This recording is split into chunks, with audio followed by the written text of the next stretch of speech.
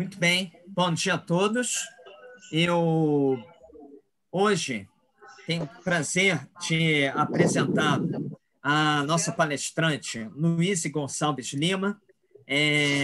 Ela está falando de longe para a gente, porque hoje a Luíse ela trabalha no QIMR Beckhofer Medical Research Center, que fica em Brisbane, na Austrália. Mas a Luíse, ela é uma egressa, eu diria assim, total aqui da UFRJ, e é realmente um enorme prazer tê-la aqui conosco. A Luíse, ela fez sua graduação em biomedicina aqui na UFRJ, ela fez o mestrado e doutorado sob minha supervisão aqui no laboratório, no Instituto de Bioquímica Médica. Pouco antes de finalizar seu doutorado, ela se tornou tecnóloga no Instituto Nacional de Câncer, onde trabalhou no SEMO por algum tempo, no grupo da doutora Eliana Bidelay, e logo, alguns anos em seguida, ela se mudou para a Austrália, onde então se fixou lá e tem desenvolvido um belíssimo trabalho.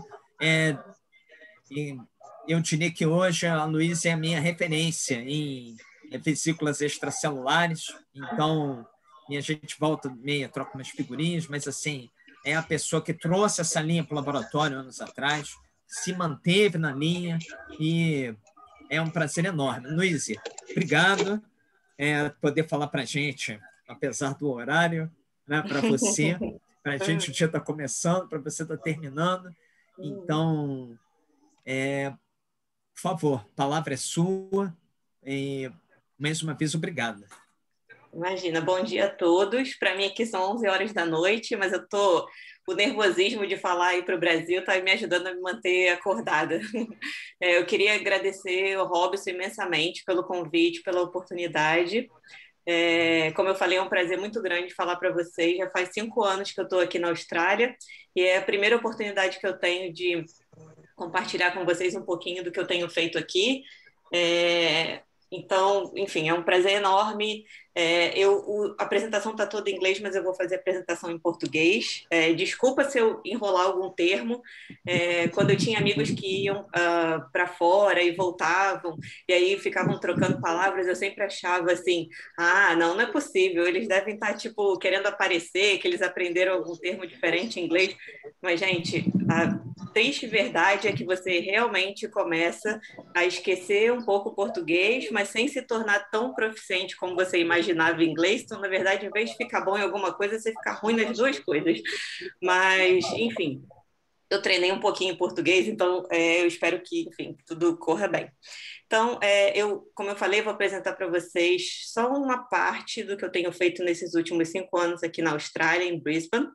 Essa parte do trabalho que eu desenvolvo lá, então, é intitulada citocinas do microambiente tumoral ligadas a exossomos derivados de células tumorais determinam o uptake celular e alteram a biodistribuição sistêmica desses exossomos. Peraí. O slide aqui, passou. Bom, então lá no laboratório a gente trabalha com diferentes tipos de câncer, mas os 2 focos principais do laboratório são câncer de pulmão e câncer de mama. Eu, mais especificamente, trabalho muito com câncer de mama, apesar de colaborar com os projetos de câncer de pulmão. E o que a gente sabe aqui na Austrália é que o câncer de mama ele é estimado como a segunda causa mais comum de morte relacionado ao câncer entre mulheres. Esses são dados de 2019 aqui da Austrália, mas isso não é muito diferente quando a gente olha para os dados da população mundial, como a gente pode ver aqui nesse gráfico, né? Essa mortalidade do câncer de mama, ela está relacionada a uma alta incidência desse tipo de câncer, mas principalmente está relacionada aos casos que são diagnosticados em estágios mais avançados, onde a gente já observa uma disseminação das células do tumor primário para outros sítios secundários nessas pacientes. Isso, na verdade, vale não só para o câncer de mama, mas para quase todos os tipos de câncer.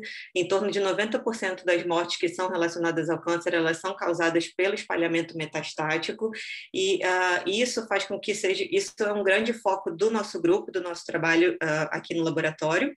Então, a gente tenta entender quais são os mecanismos responsáveis pela metástase tumoral, e para tentar desenvolver novas estratégias terapêuticas, ou principalmente, o que é um grande foco do laboratório também, tentar desenvolver novos marcadores que permitam identificar um grupo de pacientes que tem mais risco de desenvolver metástase, ou tentar identificar para que sítios metastáticos essas células tumorais vão se espalhar.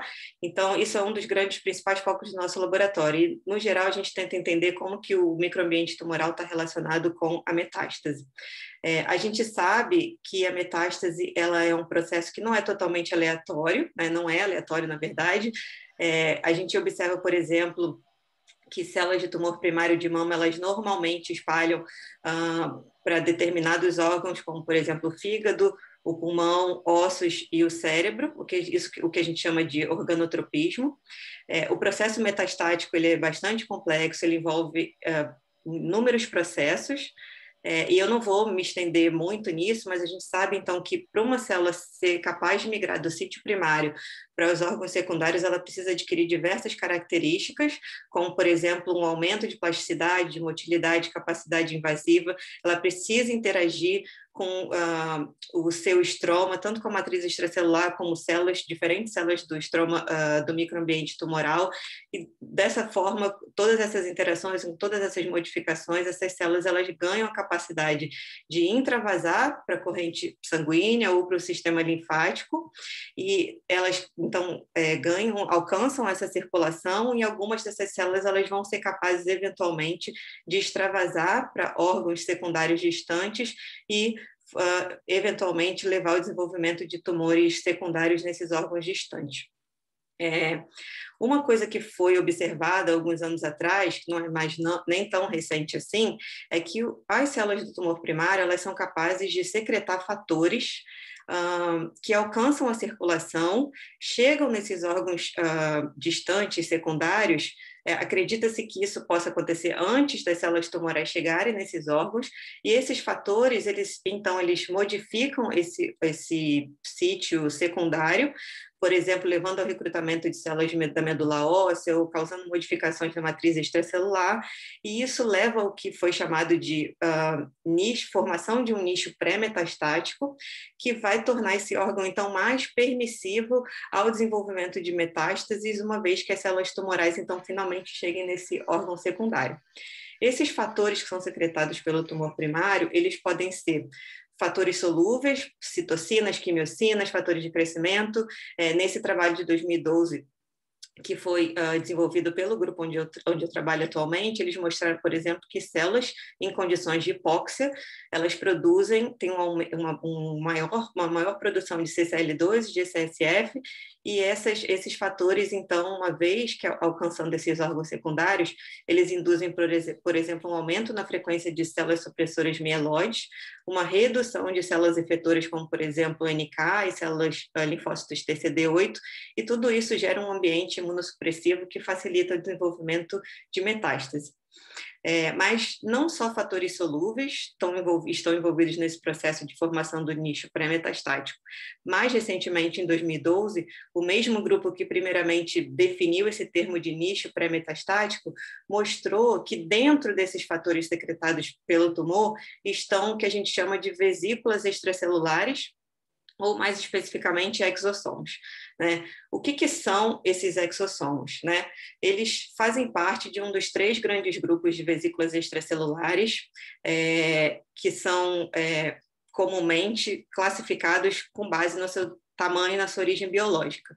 Hoje em dia, essa divisão nesses 3 grandes grupos ainda está sendo especialmente muito discutida, mas a gente ainda aceita um pouco essa definição em exossomos, microvesículas, corpos apoptóticos. No próximo slide eu vou falar um pouquinho melhor disso. Mas, em geral, bem geral, o que a gente usa, então, para definir exossomos e microvesículas, como eu falei, é o tamanho, exossomos sendo considerados vesículas um pouco menores, e vesículas maiores, com um range de tamanho um pouco mais largo, mais abrangente, pouco maior do que os exossomos, e a diferença é que os exossomos, por definição teórica, são vesículas que são liberadas a partir da exocitose de corpos multivesiculares, são provenientes da via endocítica, enquanto as microvesículas elas são secretadas diretamente da superfície da célula da membrana plasmática, tá? Então, como eu falei, hoje em dia, a gente sabe que, na verdade, o que a gente define como exossomos e microvesículas, na prática, isso não é bem assim, porque, na prática, na verdade, os métodos que a gente utiliza, eles se baseiam principalmente em separação por tamanho, por densidade, não levam muito em consideração a origem dessas vesículas, mas hoje, atualmente, a gente começou a separar essas populações em subpopulações através da utilização de marcadores, de proteômica, de técnicas que permitem analisar, então, características mais finas dessas vesículas. Então, a gente sabe que, na verdade, o que a gente está trabalhando normalmente são populações bastante heterogêneas de vesículas, com composições moleculares, características biofísicas diferentes. Então, a gente hoje em dia, tem o que a gente chama até de exômero, exossomos pequenos, exossomos largos, microvesículas, enfim, tem uma gama de vesículas já caracterizadas. Então, é bastante importante que, quando você publique na área, você defina muito bem o seu protocolo de isolamento dessas vesículas, os marcadores que você está utilizando, para que, no futuro, quem sabe, a gente consiga uma definição em comum, começar a definir essas populações de uma forma mais precisa do que a gente consegue fazer atualmente. Tá? Então, esses exossomos, eles são, a gente sabe, eu vou falar exossomos, mas, na verdade, o mais correto seria falar vesículas extracelulares pequenas. É assim que vocês vão ver que, como eu cito isso em todos os meus slides, mas eu vou ainda usar exossomos ou vesículas de uma forma uma hora uma coisa, uma hora uma outra, mas, enfim, eu vou definir bem como que eu purifico essas vesículas, mas eu vou ainda usar os dois termos, tá? Então, elas são produzidas por todos os tipos celulares, elas têm uma composição bastante complexa, tem proteínas, lipídios, ácidos nucleicos, e a composição desses exossomos, de uma forma geral, eles têm algumas proteínas que a gente chama, algumas moléculas que a gente chama de core molecules, que são moléculas que estão presentes na maioria dos exossomos, que são relatados na literatura, e a gente tem uma parte importante, que é a parte variável, que vai refletir tanto a origem, ou seja, o tipo celular que está produzindo essas vesículas, quanto o estado de ativação dessa célula no momento que esse exossomo é produzido. O que levantou bastante interesse nessas vesículas é que milhares e milhares de publicações já saíram na literatura, mostrando a associação dessas vesículas em diferentes contextos patológicos. E, como eu falei, essa composição dessas vesículas ela é tão rica que ela funciona como um importante mecanismo de comunicação intercelular, principalmente em contextos patológicos, que é onde se estuda mais essas vesículas. Então, voltando um pouquinho, ao que eu estava falando da questão da formação do nicho pré-metastático, mais recentemente, em 2015, o mesmo grupo ele observou que essas vesículas não só são capazes de induzir a formação do nicho pré-metastático, mas que elas migram do tumor primário para os sítios de disseminação metastática de uma forma também não aleatória, assim como as próprias células tumorais. Então, nesse trabalho especificamente, eles mostraram que o perfil de integrinas desses exossomos ou dessas vesículas era importante para definir o órgão-alvo dessas vesículas. Então, vesículas, por exemplo, que apresentavam uma composição de integrina do tipo alfa-6, beta-1 ou beta-4, elas normalmente eram vesículas purificadas de células tumorais que normalmente migram para o pulmão, enquanto células tumorais que normalmente migram para o fígado, por exemplo, elas produziam exossomos com um perfil de integrina do tipo alfa-V beta-5. Então, essa composição de integrina consegue determinar que tipo de componente na matriz extracelular esses exossomos vão interagir, então determina para qual órgão esses exossomos vão migrar e onde eles vão acumular, levando à indução do nicho pré-metastático e, eventualmente, facilitando a formação de metástases nesses órgãos. Mas uma coisa que esses autores e outros não consideraram é qual seria o papel do microambiente tumoral na composição desses exossomos ou dessas vesículas. Então, uma pergunta que a gente fez no laboratório, né, sendo um laboratório de microambiente, que estuda o microambiente tumoral, a gente se perguntou se o microambiente tumoral, especificamente fatores produzidos e secretados no microambiente tumoral, eles interagindo com essas vesículas, se eles também seriam capazes de influenciar a migração dessas vesículas, a circulação sistêmica dessas vesículas, o acúmulo dessas vesículas em órgãos secundários específicos e, assim, determinar a formação de metástase de uma forma organoespecífica, né? E também, dessa forma, participar ou contribuir para o organotropismo, né, de células tumorais. E aí, dentro desses fatores solúveis, a gente considera citocinas, quimiocinas, fatores de crescimento, e eu vou falar muito em citocina, mas entendam isso como um termo geral para fatores secretados nesse microambiente tumoral. Rapidamente, antes de entrar nos dados propriamente ditos, só queria mostrar para vocês como que a gente isola as vesículas, né, no nosso laboratório.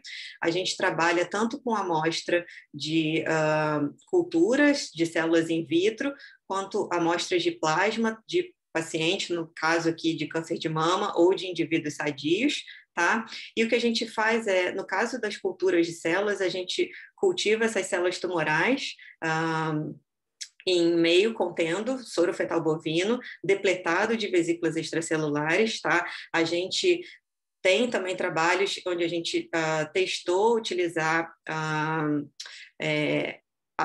testou cultivar as células tumorais na ausência de soro, mas isso pode causar um estresse celular que é compatível, por exemplo, com um estresse de hipóxia ou outros estresses. Então, nesse caso, a gente preferiu cultivar as células num ambiente menos estressante possível, no caso, com soro fetal bovino depletado de vesículas extracelulares. Então, no caso do meio condicionado de células tumorais, a gente faz primeiro faz uma depleção de debris celulares, de possível contaminação celular por centrifugação, filtração, e aí, finalmente, a gente sedimenta essas vesículas por ultracentrifugação.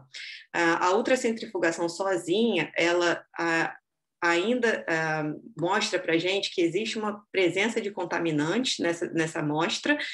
Você tem não só as suas vesículas, como também proteínas, lipoproteínas, enfim. Então, a gente faz uma segunda etapa de purificação por cromatografia de coluna de exclusão por tamanho, tá? Que é, na verdade, onde a gente aplica diretamente as nossas amostras de plasma. Então, as amostras de plasma, a gente pula essa etapa da ultracentrifugação. Então, o que a gente faz posteriormente é coletar as frações eluídas, e naquelas onde você vê o enriquecimento de vesículas, a gente, então, combina essas frações, concentra essas frações por ultrafiltração, e no final a gente tem, então, uma amostra que é mais pura possível dentro do que a gente consegue fazer dentro do laboratório, que é bastante enriquecida em vesículas extracelulares menores. Como eu vou mostrar aqui para vocês, a gente sempre faz um controle de qualidade das nossas amostras. A gente faz basicamente três testes. A gente analisa a morfologia dessas amostras por microscopia eletrônica de transmissão, e aqui mostrando algumas das linhagens que a gente trabalha. Então, a gente trabalha com linhagens de câncer de mama murinas, humanas, e com amostra de plasma, como eu falei, de indivíduos sadios ou de pacientes de câncer de mama. A gente quantifica, então, a concentração de partículas nessa amostra, assim como determina a distribuição de tamanho, através de uma técnica que a gente chama de Tunable Resistive Pulse Sensing. O que essa técnica faz você tem aplicação de uma corrente elétrica, então você induz a migração das partículas através de um poro. Cada vez que você tem uma partícula passando por esse poro, você tem um bloqueio da corrente elétrica, e cada bloqueio é considerado um evento, e a amplitude desse bloqueio determina, então, o tamanho desse evento ou dessa partícula. Então, dessa forma, a gente consegue gerar esses gráficos onde a gente vê a distribuição, a frequência, né, e a distribuição de tamanho dessas dessas partículas. E, como vocês podem ver, independente se a origem é celular murina, humana, ou se são amostras isoladas a partir do plasma humano, a gente tem um range, né, uma distribuição de tamanho que está dentro do que é característico de exossomos ou de vesículas extracelulares pequenas. Por último, a gente sempre faz também uma análise de marcadores proteicos nessas vesículas através de Western blot. A gente usa diferentes marcadores, aqui são exemplos de alguns, como TSG101, flotilina 1, CD9, por exemplo, que são marcadores que normalmente estão enriquecidos nas frações de exossomos, comparadas com os lisados celulares, como vocês podem ver aqui. A gente usa também marcadores de exclusão, como GM130, que é um marcador de complexo de Gold, e calnexina, que é um marcador de retículo endoplasmático, para mostrar que as nossas amostras elas estão realmente depletadas de possíveis contaminantes de membranas provenientes de organelas intracelulares, por exemplo. Tá? Então, entrando nos dados propriamente ditos, a primeira coisa interessante que a gente viu, que na verdade contribuiu para essa geração dessa ideia, ou dessa hipótese de que o microambiente tumoral também poderia contribuir para a composição final desses exossomos quando eles saem do microambiente tumoral primário e chegam na circulação, foi que a gente isolou, utilizando todo aquele protocolo de purificação, a gente isolou exossomos do plasma de pacientes com câncer de mama, e a gente analisou o perfil de citocinas desses exossomos através de um array de membrana, onde você tem, então, diferentes anticorpos para diferentes citocinas, quimiocinas, fatores de crescimento, e o que a gente observou foi que, no geral, esses exossomos, quando provenientes do plasma de pacientes com câncer de mama, eles eram muito mais enriquecidos nesses fatores, de uma forma geral, quando comparados a exossomos isolados do plasma de indivíduos sadios. Aqui, o que a gente fez foi, então, aqui é só um exemplo dessas membranas, né, do resultado final que a gente tem. A gente quantifica a densidade ótica desses dots, né, desses pontos, e o que a gente fez aqui foi plotar uma quantificação relativa desses fatores presentes nos exossomos de pacientes em relação aos indivíduos sadios. A gente pode ver que a grande maioria desses fatores ela está enriquecida nas amostras de paciente quando comparados com os indivíduos sadios, com exceção de alguns aqui no final que estão menos presentes nesses exossomos dos pacientes. Tá? Então, o que a gente fez foi, a gente pegou alguns desses fatores, principalmente os que estão mais enriquecidos, e olhou a disponibilidade de ensaios de ELISA e a gente testou alguns desses fatores, como, por exemplo, o CCL2, que eu estou mostrando aqui para vocês. Então, essa é uma análise quantitativa por ELISA da presença dessa citocina nesses exossomos. Então, isso aqui está plotado, né, em relação ao total, a quantidade total de proteína nessa amostra de exossomos. E, apesar de não ter um P, né, estatisticamente significativo, aqui várias amostras de indivíduos saudáveis elas são zero, a gente vê que que a gente observa um aumento desse CCL2. A gente conseguiu ver, por exemplo, que IL6 também está mais concentrado nessas amostras de pacientes comparados aos indivíduos sadios, e outros a gente não conseguiu ter uma correlação com o que a gente observou no array, tá? Então, eu estou mostrando o CCL2 aqui porque eu vou falar bastante dessa citocina um pouco mais para frente. Então, essa observação de que esses exossomos isolados do plasma de paciente com câncer de mama, eles eram enriquecidos em citocinas, quimiocinas de uma forma geral, então levou a gente a querer investigar mais a fundo essa possível interação desses fatores com exossomos. E aí a gente passou a utilizar um sistema um pouco mais controlado, né, onde a gente pudesse responder se realmente fatores produzidos no microambiente tumoral eram capazes de se ligar a vesículas extracelulares produzidas especificamente pela célula tumoral. E aí o que a gente fez foi, então agora trabalhando no modelo animal, a gente, e utilizando tumores singeneicos tanto de C57 Black 6 quanto de BALB/C, mas aqui eu vou mostrar resultados de EO771, que é uma célula tumoral de câncer de mama singeneica de C57 Black 6. A gente gerou tumores ortotópicos de mama nesses camundongos. Ao atingir um certo volume, aí o que a gente fez foi dissecar esses tumores, colocar esses tumores em cultura por 24 horas, em meio de cultura, e a gente, então, coletou esse meio condicionado tumoral, tá? Eu vou chamar de meio condicionado tumoral, processou para depletar possíveis vesículas extracelulares presentes nesse meio condicionado e fez uma análise... a princípio, análise de citocinas nesse meio condicionado desse tumor.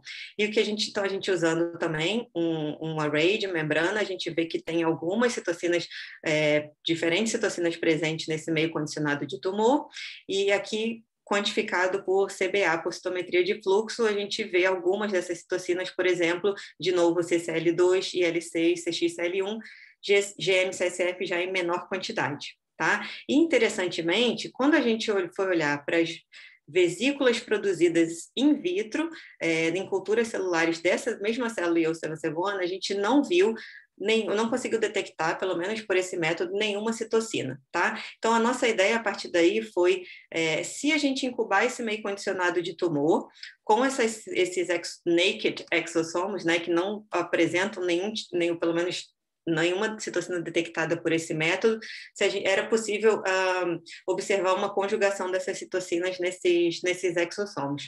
Então, a gente incubou exossomos com o TIF, né, o meio condicionado do tumor, e a gente repurificou esses exossomos por cromatografia de exclusão por tamanho, para se livrar de qualquer citocina que tivesse não conjugada ou livre nessa amostra. E aí a gente depois reanalisou essa amostra também, nesse caso aqui por CBA, por citometria de fluxo, e a gente vê então aqui nas barras em cinza, né, que a gente na verdade não vê, seriam os níveis dessas citocinas presentes nos exossomos purificados diretamente in vitro das culturas celulares dessa célula tumoral e após a incubação com esse meio condicionado de tumor. Então, a gente vê que realmente existe uma grande conjugação, principalmente de CCL2, a gente tem um menor nível de L6, TXL1, e a gente não viu nenhum tipo de conjugação com GM-CSF, por exemplo. A gente também analisou outras, e aí a gente se perguntou, nesse momento, por exemplo, será que essa conjugação é simplesmente porque se você tem mais CCL2, você conjuga mais, mas a gente não conseguiu observar nenhuma correlação em relação a citocina que está mais expressa, ou que está mais presente no meio condicionado de tumor, com uma maior conjugação. Tá? Então, sugerindo nesse momento que existe uma certa especificidade de ligação dessa citocina para esse exossomo especificamente. Tá?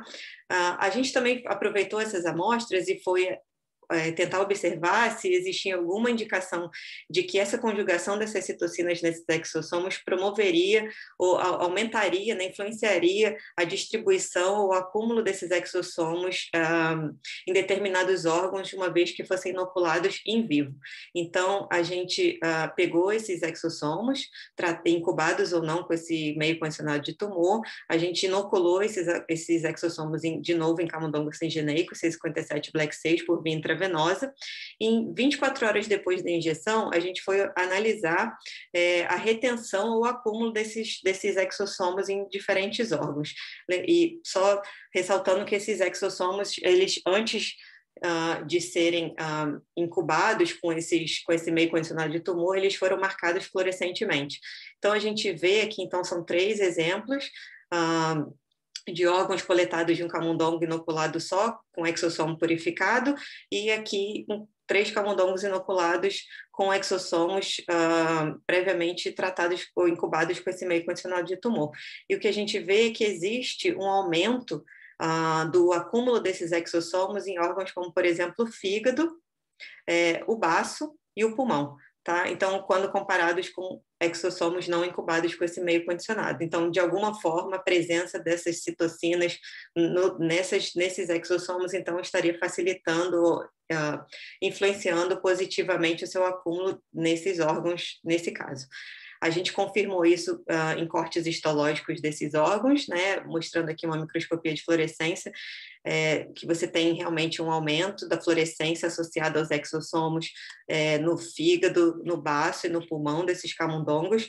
E o que a gente também sempre faz no laboratório é analisar por citometria de fluxo, suspensões de células obtidas após o processamento desses diferentes tecidos, desses diferentes órgãos. Então, a gente vê que não só no nível da fluorescência que está sendo emitida por esse órgão, no corte histológico, mas a gente vê que, por citometria de fluxo, quando a gente vai analisar células obtidas a partir desses órgãos, a gente vê que no caso dos camundongos inoculados com os exossomos conjugados com as citocinas, você tem um aumento significativo da fluorescência associada aos exossomos em células CD45 positivas ou em leucócitos que foram isolados desses órgãos.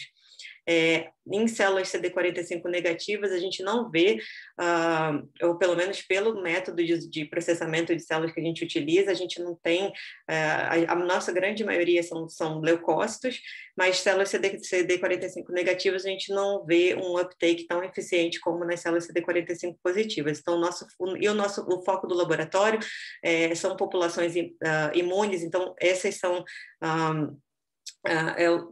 as células onde a gente foca mais quando a gente faz esse tipo de análise. Então, só para resumir, então, se a gente conjuga as citocinas, né, meio condicionado de tumor com exossomos, o que a gente vê é um aumento, inclusive nível celular, de acúmulo desses exossomos nessas populações, nesses diferentes órgãos, tá? Pode ser uptake, pode ser um aumento de interação desses exossomos com a superfície dessas células. Nesse momento a gente não pode dizer 100%, mas a gente observa esse acúmulo, tá? Quando a gente disseca um pouco mais essas populações e utiliza marcadores específicos, a gente vê que esse aumento desse uptake desses exossomos, ou dessa fluorescência associada aos exossomos, ele está presente, por exemplo, em populações como células NK, macrófagos, células com fenótipo de células supressoras mieloides, tanto do tipo monocítica quanto granulocítica, e a gente não vê, por exemplo, em linfócitos TCD8 e CD4, mas que, na verdade, não são células que fazem um uptake muito eficiente dos exossomos de uma forma geral, como a gente tem visto em outros trabalhos do grupo também. Então, esses resultados aqui são de pulmão, mas a gente viu resultados similares tanto no fígado quanto no baço. Bom, então a gente partiu para o modelo animal para começar a tentar responder as nossas perguntas de uma forma mais direta e específica, e o que a gente queria ver, na verdade, o indício maior que a gente queria ver era se essa conjugação ela iria favorecer o estabelecimento de metástases nesses camundongos. Então, o que a gente fez agora foi, em vez de uma, a gente fez 3 injeções, a cada 48 horas a gente fez uma injeção de exossomos, incubados ou não com esse meio condicionado de tumor. 24 horas após a última injeção, a gente coleta uma parte dos camundongos, a gente coleta os tecidos para análise, em outra parte o que a gente faz é iniciar um modelo de metástase experimental onde a gente inocula as células IO771 por via intravenosa nesses camundongos e 2 semanas depois a gente analisa a presença de metástases. Nessas 24 horas após essa terceira injeção, a gente já consegue observar que tem um início de uma mudança de frequência de certas populações imunes nesses tecidos. Então, por exemplo, a gente observou uma redução de células NK.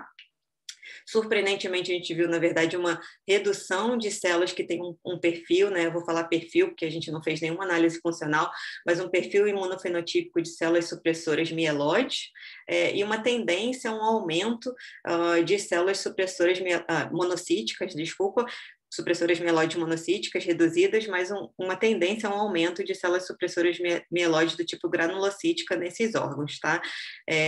Aqui a gente não quer discutir a participação de nenhum tipo celular específico, mas é só para mostrar que esse condicionamento ele pode já levar a algum tipo de mudança nas frequências de certas populações celulares nesses órgãos secundários, onde a gente viu que esses exossomos acumulam.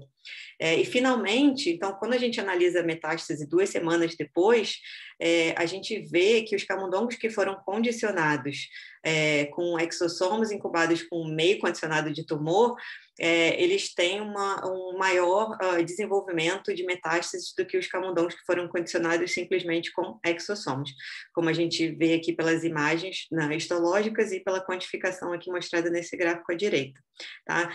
Então, todos esses dados, até então, eles mostraram que a gente podia estar no caminho certo, então que a gente consegue conjugar citocinas produzidas pelo tumor a esses exossomos e que essa conjugação ela pode ter um papel funcional importante, tanto para determinar a distribuição e acúmulo desses exossomos em órgãos, diferentes órgãos, como também participar ou facilitar o processo de metástase dessas células tumorais, uma vez que elas cheguem nesses órgãos, modificados por esses exossomos aí então acumulados.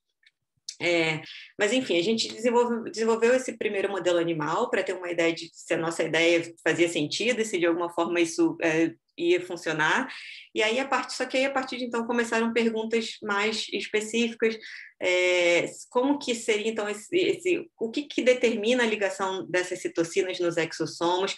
Como que é esse mecanismo de ligação? Essas citocinas estão realmente presentes na superfície dos exossomos, porque isso é importante para a ideia de que essas citocinas vão direcionar esses exossomos de alguma forma para determinados órgãos. O que está nos exossomos que dá essa especificidade de ligação de determinadas citocinas e que citocinas exatamente estariam participando de todo esse processo. Então, a gente foi para um modelo ainda mais simplificado, não simplificado, mas mais específico. A gente começou a trabalhar, então, com citocinas recombinantes e não mais com esse meio condicionado de tumor, para ter um controle maior sobre os nossos experimentos. E a primeira pergunta que a gente foi responder foi: qual é o mecanismo de ligação, como que essas citocinas se ligam a essas vesículas, né, a esses exossomos? Então, uma das citocinas que a gente trabalhou foi o CCL2, como eu tinha mencionado anteriormente, foi uma das citocinas que estava em maior abundância nas amostras de paciente, que também foi encontrada em altos níveis no meio condicionado do tumor, e o CEV1 especificamente, e na prática, a gente tinha acesso a camundongos nocaute para o receptor de CCL2, que era CCR2, que poderia ser uma ferramenta interessante para ser utilizada no futuro. Então, esse foi o motivo, né, geral da gente ter escolhido essa citocina para trabalhar inicialmente. E aqui o que a gente fez, então, primeiramente, foi incubar exossomos de diferentes linhagens celulares isolados in vitro com CCL2 recombinante. E a gente pode observar aqui, então, que de novo, né, faz a incubação, repurifica por cromatografia de exclusão por tamanho, para se livrar de qualquer citocina não ligada aos exossomos, e aí a gente quantificou agora por ELISA o CCL2 presente nesses exossomos. E a gente vê, então, que essa ligação ela é concentração dependente, especificamente no caso, né, de exossomos de Eosema cebuano, que são células murinas, ou exossomos isolados de linhagens celulares humanas, também como o MDA231 e MCF7. Então, a gente observa essa dependência da concentração, e a gente não observou uma ligação muito eficiente em exossomos isolados de uma linhagem que é menos agressiva, também murina, mas menos agressiva e menos metastática, também de camundongos C57 Black 6, que é o PYMT. Então, isso também sugeriu para a gente que alguma molécula, um conjunto de moléculas específicas desses exossomos, desses 3 tipos de exossomos, por exemplo, e que possivelmente não estariam presentes nesse exossomo de PYMT, estariam participando nessa ligação do CCL2 a esses exossomos.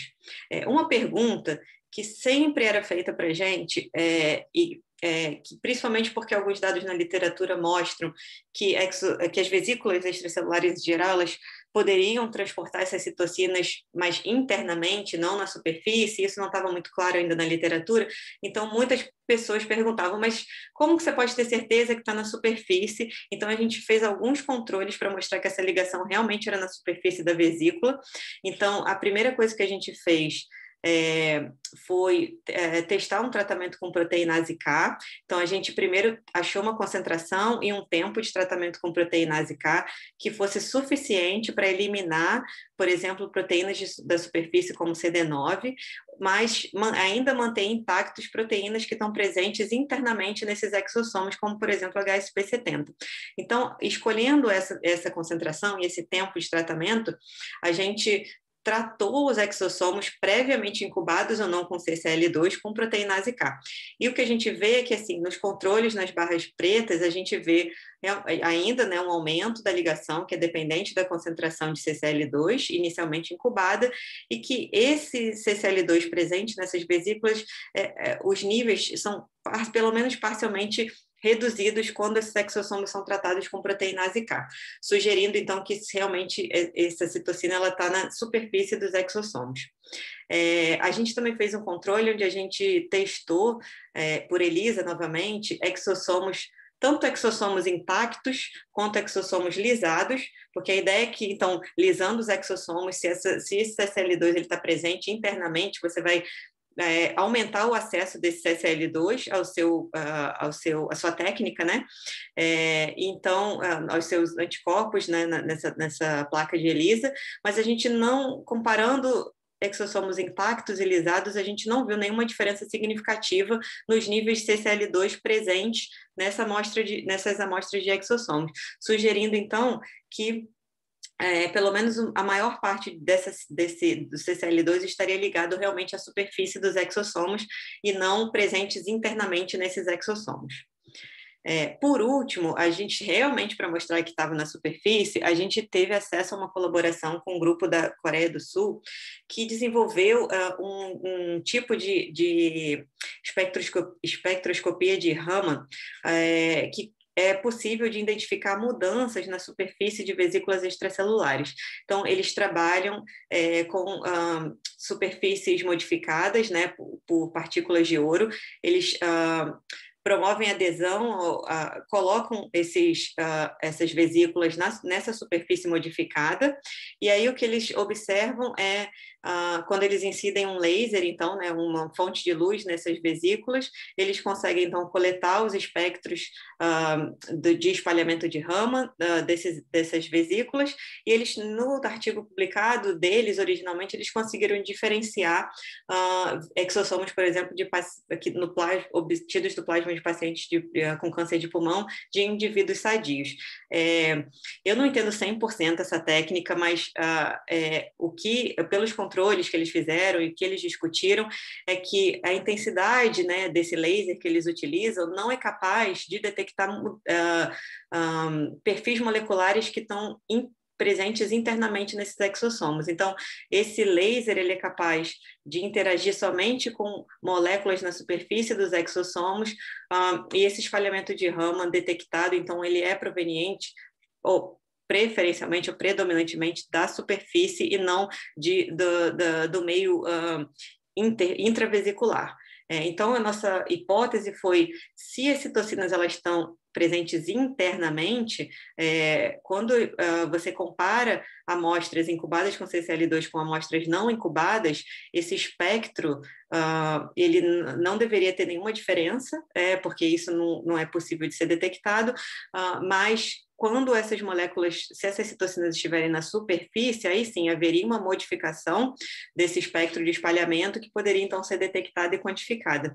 E realmente, quando eles compararam então os espectros de exossomos incubados ou não com CCL2, eles viram diferenças espectrais, e quando a gente fez uma análise de componentes principais, após milhares de medidas dessas amostras, né, incubadas ou não com CCL2, a gente consegue separar claramente a população incubada da população não incubada com CCL2. Então, mais uma vez, sugerindo fortemente ou indicando, né, que essa citocina está realmente presente na superfície da vesícula e não internamente, tá?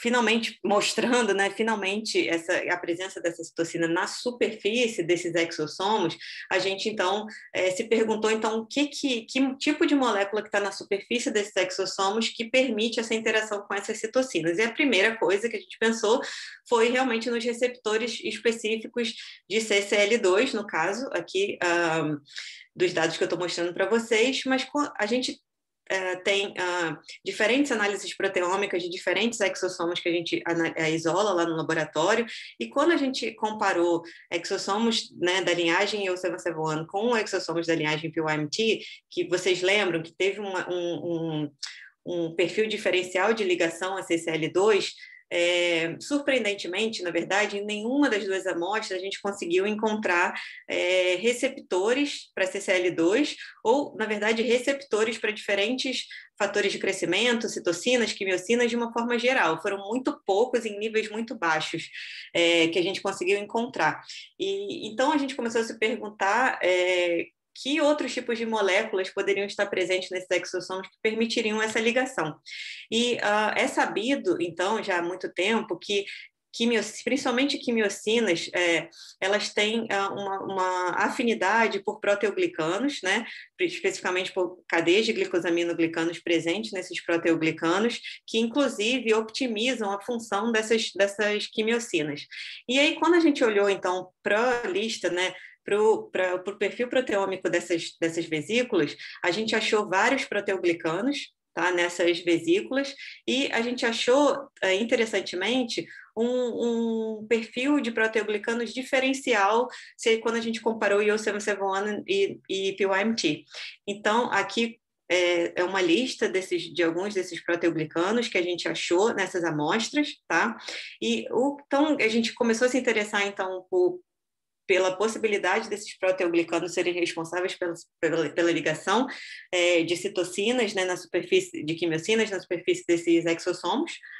E aí a primeira coisa que a gente fez foi, então, tratar de uma forma genérica, né, esses exossomos com enzimas que são capazes de degradar cadeias de glicosaminoglicanos do tipo heparansulfato e condroitinsulfato. A gente utilizou heparinase 3 e a condroitinase ABC, e a gente tratou esses exossomos, então, antes da incubação com CCL2, incubou com CCL2, repetiu todo aquele processo e fez análise por ELISA. E o que a gente vê é que o tratamento desses exossomos com essas enzimas reduz significativamente a ligação de CCL2 nesses exossomos. Aqui, mostrando tanto exossomos de EU771 quanto exossomos de MDA-MB231. Tá? Então, sugerindo para a gente que cadeias de glicosaminoglicanos, heparansulfato e condroitinsulfato, elas estariam participando, então, na ligação de CCL2 a esses exossomos. Então, a partir daí, a gente começou a investigar, então, os proteoglicanos propriamente ditos, que estão presentes nesses exossomos, e olhando para essa lista, a gente escolheu primeiramente dois proteoglicanos, que são o Versican e o Sindecan-4, por eles estarem enriquecidos nos exossomos de EU771, comparados com o PYMT, e por eles terem sido descritos na literatura como possíveis receptores, moléculas que interagiam com CCL2. Então, o que a gente fez foi uma imunoprecipitação desses exossomos previamente incubados com CCL2. A gente, então, incubou os exossomos com CCL2, fez um cross-linking desse CCL2 nos exossomos, lisou essas amostras e imunoprecipitou essas amostras com anticorpo anti-CCL2. E a gente vê, então, que nesses imunoprecipitados, a gente encontrou tanto o Versican quanto o Sindecan-1. A gente não encontrou, por exemplo, Sindecan-4, que está mais enriquecido em PYMT e não está presente em EU771. Atualmente, o que a gente está fazendo, então, no momento, no laboratório, é tentando ampliar essa lista de proteoglicanos analisados, a gente submetendo esses imunoprecipitados para análise proteômica, que vai dar uma ideia mais abrangente, e a gente também está repetindo análises desses imunoprecipitados para outros tipos de proteoglicanos, e, na verdade, agora a gente está fazendo análise por ELISA, em vez de Western blot, que é mais sensível do que o que a gente conseguiu aqui. Esses ensaios, eles demandam uma quantidade de exossomo bastante grande, e aí a gente precisou otimizar o nosso protocolo de produção e de isolamento de exossomos, e agora a gente está finalmente repetindo esses resultados para tentar ampliar essa gama de proteoglicanos analisados nesses exossomos, tá? Bom, então, até aqui o que a gente tem é uma indicação de que proteoglicanos, incluindo Sindeca-1 e versicanes, então, estariam participando da ligação dessas citocinas nesses exossomos e, possivelmente, poderiam explicar essa especificidade. Se você tem uma diferente composição de proteoglicanos, você teria um perfil diferente de ligação de diferentes citocinas em diferentes exossomos. Bom, então, em termos de mecanismo de ligação, né, foi o que a gente conseguiu fazer até agora. A gente, a partir daí, a gente também começou a se perguntar, então, possivelmente liga através de proteoglicanos, liga na superfície do exossomo, mas será que essa ligação, essa decoração desses exossomos com as citocinas, no nosso caso especificamente CCL2, é capaz de modular a distribuição dessas vesículas, assim como o meio condicionado de tumor, né, teve essa mesma capacidade? Será que uma citocina é capaz de modificar essa distribuição? Então, a gente repetiu aquele ensaio onde a gente inocula exossomos isolados de linhagem de câncer de mama por via intravenosa em camundongos singeneicos, e a gente, então, comparou exossomos incubados ou não apenas com CCL2. E a gente vê que essa incubação prévia com CCL2 leva, né, um acúmulo, após 24 horas de inoculação, uma retenção, um acúmulo maior desses exossomos no pulmão desses camundongos quando comparados aos animais inoculados só com exossomos, com os exossomos não previamente incubados com CCL2. Então, dessa vez, a gente viu um acúmulo mais específico só no pulmão. Aqui a gente pode ver a confirmação pela análise do corte histológico desses pulmões, né, analisados por microscopia de fluorescência. Então, de novo, só relembrando, esses exossomos, eles são marcados fluorescentemente, então a gente vê um acúmulo desses exossomos previamente incubados com CCL2 no pulmão desses camundongos, demonstrado aqui por esse acúmulo de fluorescência. E aí a gente, então, nesse momento, como a gente estava trabalhando especificamente com CCL2, a gente pôde se perguntar, então, o que está acontecendo, né, no pulmão desses camundongos especificamente, que está levando essa maior retenção, esse maior acúmulo de exossomos?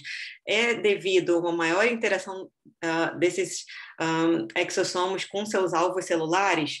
E será que o receptor de CCL2, CCR2 estaria participando no reconhecimento desses exossomos e, por isso, então, facilitando esse reconhecimento e aumentando essa interação com os seus alvos celulares? Então, estava acumulando mais no pulmão. Em relação aos outros órgãos, então, a primeira coisa que a gente foi tentar checar é se a frequência da população CCR2 positiva, em geral, ela era maior no pulmão comparado aos outros órgãos. A gente viu que ela essa frequência não é assim bastante maior, mas você tem significativamente maior no pulmão comparado com a medula óssea e o baço, por exemplo, não é tão diferente do fígado, mas você tem um percentual significativo lá de células CCR2 positivas no pulmão desses camundongos. Dentro da população, de novo, CD45 positiva, então a gente está falando agora de populações imunes especificamente.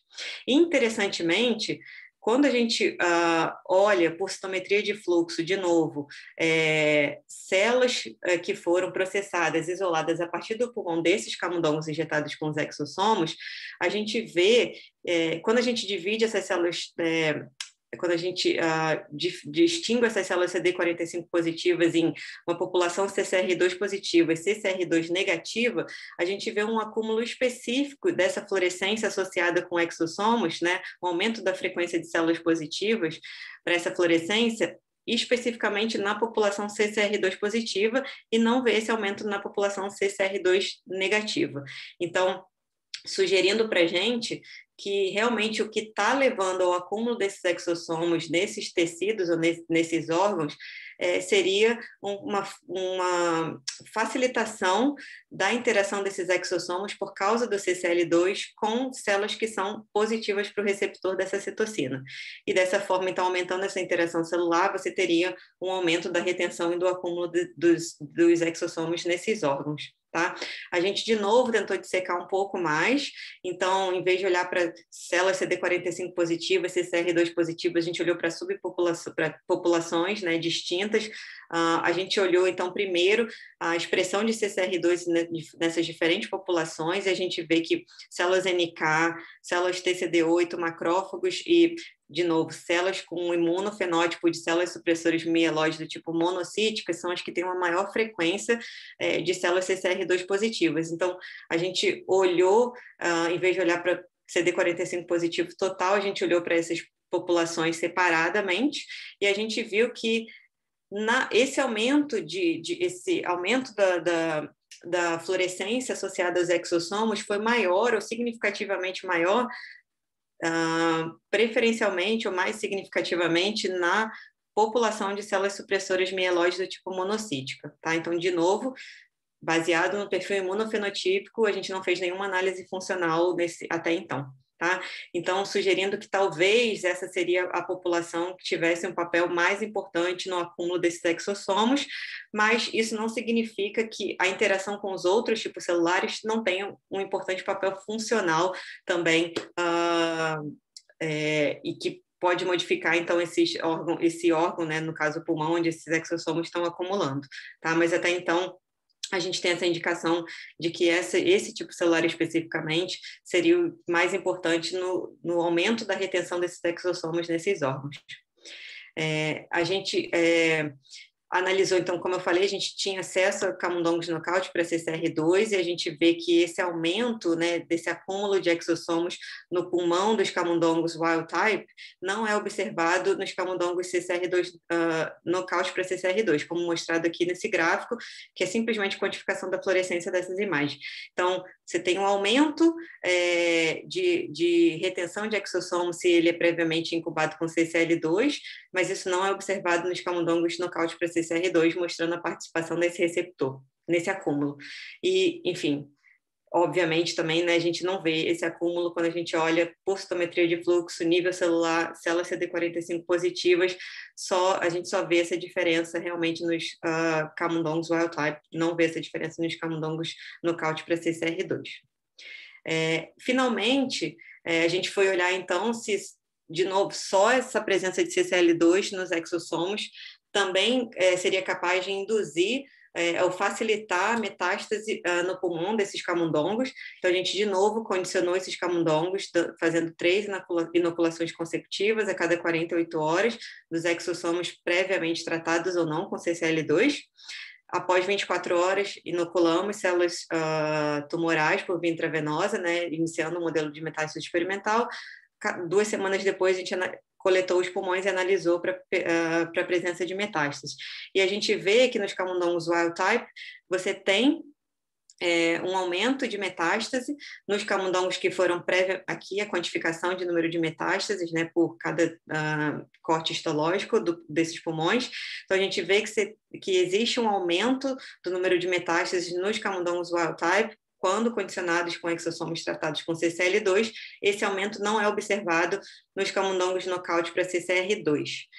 Então, mostrando ou indicando fortemente, então, que a interação desse CCL2 presente nos exossomos com o seu receptor na superfície das células do hospedeiro, positivas, né, para CCR2 positivas para CCR2, então que isso é importante para o acúmulo e para um posterior mecanismo de modificação funcional desse órgão que vai facilitar, então, o estabelecimento de metástase nesses camundongos. Tá? Então, a gente ainda está fazendo bastante coisa no laboratório nesse momento, tentando explorar quais são as possíveis modificações funcionais nessas células que interagem melhor com os exossomos que poderiam explicar essa metástase aumentada, mas, então, até o momento que a gente tem, resumindo, né, tudo isso que eu mostrei para vocês, a gente mostrou que exossomos produzidos por células tumorais, eles sim são capazes de interagir com fatores secretados no microambiente tumoral e que a modificação desses exossomos por esses fatores que interagem entre outras moléculas, podem estar interagindo com esses exossomos via proteoglicanos presentes na membrana desses exossomos, que isso modifica a retenção desses exossomos em órgãos secundários distantes, né? Possivelmente pela interação com células que expressam receptores para essas diferentes citocinas, e que isso eventualmente, então, leva à modificação desse nicho pré-metastático, aumentando a chance de metástase nesse órgão secundário especificamente. Bom, eu queria agradecer a todos os membros do laboratório onde eu trabalho, principalmente ao meu supervisor, Andréas Mila, que me deu oportunidade de ir para lá 5 anos atrás, e com quem eu tenho desenvolvido bastante coisa legal. Aqui são os membros atuais do laboratório, e aqui membros que já passaram, pessoas que já passaram pelo laboratório, mas que contribuíram não só para esse trabalho, mas para outros projetos que a gente tem lá no laboratório. Eu queria agradecer aos nossos colaboradores de diferentes institutos, tanto na Austrália quanto fora da Austrália, como, por exemplo, os colaboradores que eu comentei da Coreia do Sul. E eu queria agradecer à Fundação Nacional de Câncer de Mama da Austrália, que é quem financia especificamente esse projeto e que permitiu a gente gerar esses dados nesses últimos anos. E queria agradecer a atenção de vocês. Muito obrigada, é um prazer imenso estar aqui falando com vocês depois de 5 anos, assim, meio isolada, sem muito contato, e aí eu estou dando obrigada com esse bichinho aqui chamado coca, que é um dos bichos que são exclusivos aqui da Austrália, que é para mostrar para vocês que a Austrália não tem só bicho perigoso, como cobra, aranha, a gente também tem bichos fofinhos, um monte de marsupial bastante interessante, que a visita aqui é altamente recomendada assim que o mundo voltar pelo menos um pouco que era normal, né? Que vocês são mais do que bem-vindos aqui, que eu adoraria recebê-los e discutir ideias, enfim, colaborar com vocês. Obrigada. Liz. Bom, super obrigado. Hein? Acho que a gente começa pé direito, nosso ciclo de 2021. Já tem perguntas aqui. Enquanto você estava, antes de terminar, já tinha pergunta aqui no chat. Tem também do Martim, falou que queria perguntar. Bom, como o Martim se manifestou antes da pergunta que veio aqui, eu vou abrir a palavra para ele e aí a gente segue aí Você debate. me fala as perguntas do chat? Porque eu falo. Então Pode deixar que eu leio aqui, sem problema. Tá bom. Ou pode parar de compartilhar, que aí você consegue ler também, tranquilo. Acho que as duas coisas funcionam. Tranquilo. Bom, muito interessante, Luiz. Obrigado, Robson. Tá falando português melhor que a gente, então tá tranquilo ainda. Eu treinei bastante, Martim, eu estava tão nervosa. Eu só consegui melhor do que a maioria de nós. Menos anglicismos do que a maioria de nós. Nem andar de bicicleta, foi tranquilo. É o seguinte, eu estava olhando aqui porque vocês têm aí um modelo onde vocês estão pegando as vesículas das células tumorais, né, de um cultivo de células. Então, claramente, essas vesículas têm origem nas células tumorais. E essa composição dos glicanos também é bem importante, né? Quer dizer, assim como acontece com outras quimiocinas e citocinas, né, eles servem de ponte para ligar, para absorver. Quanto vocês imaginam, porque é um sistema talvez mais complexo, né? Mas eventualmente essas vesículas em vivo vão brotar certamente de um ambiente onde não tem só a célula tumoral, né? Então, claramente, você vai ter uma modulação das células que estão lá no microambiente, sejam imunológicas ou não, né? Tumorais ou não. Nisso, quanto você acha que você, no fim das contas, tem numa situação, e aí não sei se vocês têm algum dado que possa ajudar a responder isso, ou se é uma pergunta que é impossível de responder, mas que você tem de convergência ou de contraponto na geração dessas vesículas no ambiente onde você tem as outras populações. Por exemplo, você vai ter uma série de linfócitos no microambiente tumoral que certamente vão reter parte dessas vesículas, que nem se mostrou nessa última parte aqui, que acontece à distância, né? Então, você vai ter talvez um filtro aí, saiam coisas que tenham ligantes para células que não são exatamente as mais abundantes, né, no microambiente, e por aí vai. Por outro lado, a gente sabe que toda a parte de glicanos, etc., também está alterado no microambiente, não só dependendo da saúde tumoral, mas do crosstalk. Então, quanto você acha que esse perfil vai ser diferente de uma vesícula que sai, uma de microvesícula, enfim, que sai do microambiente real aí, né? Uhum. E quanto isso vai mudando progressivamente, porque depois na maioria dos tumores, você vai acabar infiltrando mais com componentes leucocitários para a maioria, não sempre, mas em estágios mais tardios, né? Isso vai modular também, na tua visão, você acha, a composição dessas vesículas? Eu tenho, bom, assim, não dá para falar que eu tenho certeza, porque a gente não comprovou isso experimentalmente, mas, assim, existe, assim, dentro do microambiente tumoral primário, com certeza você tem uma composição bastante heterogênea de vesículas que são produzidas por todos os tipos celulares, não só do tumor. O quanto essas vesículas são capazes de circular e alcançar ou acumular nesses sítios secundários é o que a gente não sabe, é muito difícil de responder isso, a gente já pensou de várias formas, a gente tenta simplificar para ver o papel de cada uma, mas, por exemplo, existem trabalhos que testam inocular vesículas de diferentes tipos celulares e aí testam o acúmulo dessas vesículas em diferentes órgãos, e não, obviamente não foi testado para tudo, mas existe uma distribuição diferente dependendo do tipo celular. Então, elas podem sair realmente dentro da circulação sanguínea, dentro da circulação linfática, você acha vesículas de todas as origens, tanto que aquele primeiro dado que eu mostrei do array, lá das vesículas isoladas do plasma, eu não estou falando só de vesícula de tumor, né? Eu estou falando, né, de tudo que está presente ali no plasma. Então, realmente, a composição que está no circulando é muito heterogênea.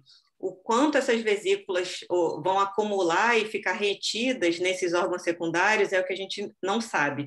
Mas injetando elas separadamente, a gente vê que existe um acúmulo diferencial. Então, vesículas de tipos celulares normais, né, não malignos, elas são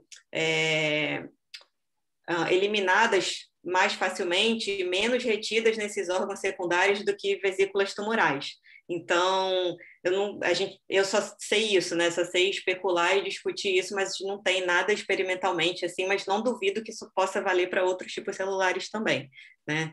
Isso seria, na verdade, uma próxima etapa. A gente gostaria de analisar exossomos de diferentes tipos celulares para analisar a composição de proteoglicanos, porque a gente acha que é uma combinação, né? O que vem intrinsecamente do exossomo e o que está sendo produzido no microambiente. Então, primeiro olhar se um perfil diferencial de proteoglicano explicaria a especificidade de ligação para determinadas citocinas, mas você também depende das citocinas que estão sendo produzidas no microambiente. Quando a gente começou esse projeto, né, a gente pensou assim, não, a gente vai conseguir, analisando o perfil de exossomos no plasma dos pacientes, determinar qual é o sítio metastático, né? Mas é tão complexo analisar isso, porque a variação é tão grande, né?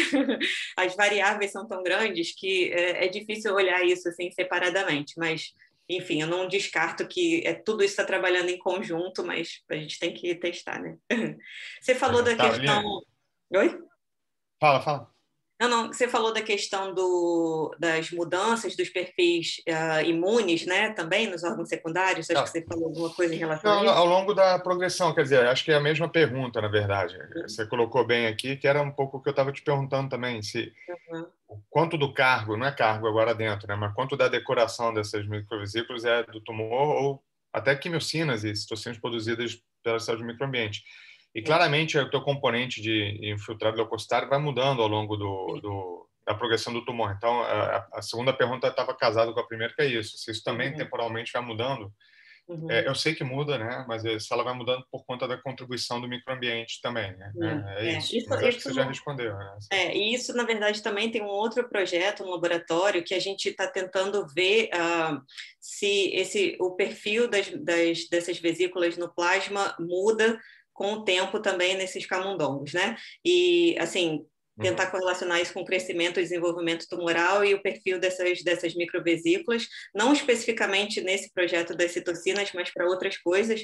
E a gente vê também, enfim, é uma outra coisa totalmente diferente, que o número de injeções que a gente faz também nos camundongos também muda o perfil das populações imunes nos órgãos secundários. Então, se você faz só algumas inicialmente, às vezes o que você tem é uma ativação dessa resposta imunológica, mas se você faz um condicionamento por mais tempo, você começa a ter exaustão dessa ativação, e aí sim você começa a ter um ambiente imunossupressivo.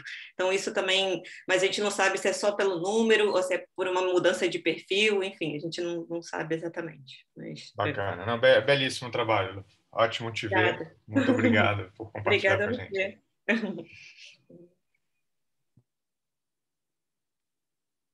Não, Robson, não estou te ouvindo. Tá silencioso, Robson. Desculpa, eu tinha silenciado. Então, eu vou seguir a ordem do chat, que o Diego Coutinho tinha perguntado se vocês viram alguma correlação entre o perfil de expressão de citocinas com os subtipos histológicos ou moleculares do câncer de mama.